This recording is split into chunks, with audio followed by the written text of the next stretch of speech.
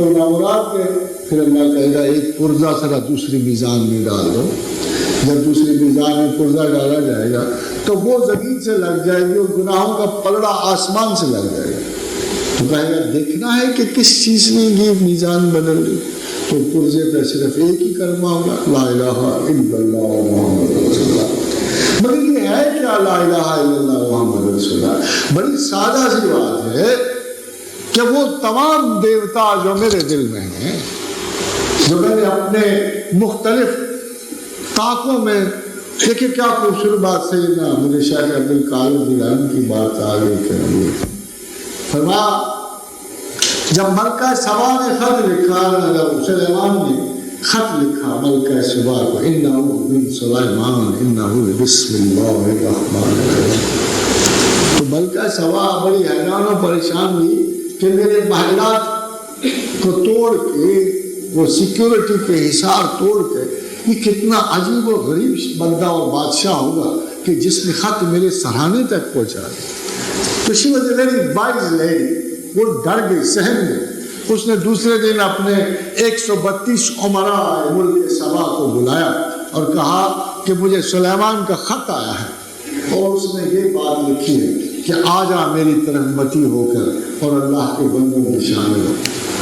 تو انہوں نے کہا کہ بی بی ہم امراء اور رؤسا پہلے بھی تیری لیے بڑی جنگیں لڑی ہیں، تو ہمیں حکم کر اب بھی جنگ لڑیں گے، تو حکم کر. اس نے کہا نہیں، جب طاقتور بادشاہ کسی بستی میں داخل ہوتے ہیں تو اس کو اجاڑ کے ویران کر دیتے ہیں اور اس کے امراء اور رؤسا ذلیل اور نامراد کرتے ہیں، پھر اس بستی کو اپنی مرضی کے مطابق بساتے ہیں. فرمایا سیدنا شیخ عبدالقادر جیلانی نے جب اللہ کسی دل پہ نزول فرماتا ہے تو پہلے اس کے متمرد اور سرکش جذبوں کو تباہ کر دیتا ہے، اس کی علانیت کو ختم کر دیتا ہے، اس کے ذاتی تصرفات کو مٹا دیتا ہے، بس زمین بالکل صاف کر دیتا ہے. دل ایک ویرانے کی طرح ہو جاتا ہے، اس میں ایک چراغ جلتا ہے، صرف اللہ کی یاد کا چراغ. پھر اس میں آپ آ کے بیٹھ گئے، پھر اس میں خود سما جاتا. پوچھا گیا یا رسول اللہ صلی اللہ علیہ وسلم اللہ کہیں سماتا ہے؟ فرمایا کہیں نہیں سماتا.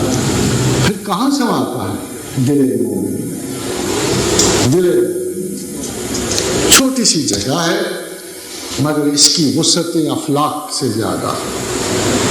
یہ ہم نے خود گھیر رکھی ہے، اپنی جذبات سے گھیر رکھی ہے، اپنے انا و تمرد سے گھیر رکھی ہے، اپنی کوتاہیوں سے گریز سے گھیر رکھی ہے. ہم اگر ان سے بچیں، یہی ولایت ہے. ولایت کو بڑی بات نہ سمجھو، عجیب و غریب بات نہ سمجھو، صرف اللہ کے انس اور محبت کے ابتدا سمجھو. وما علینا الا البلاغ.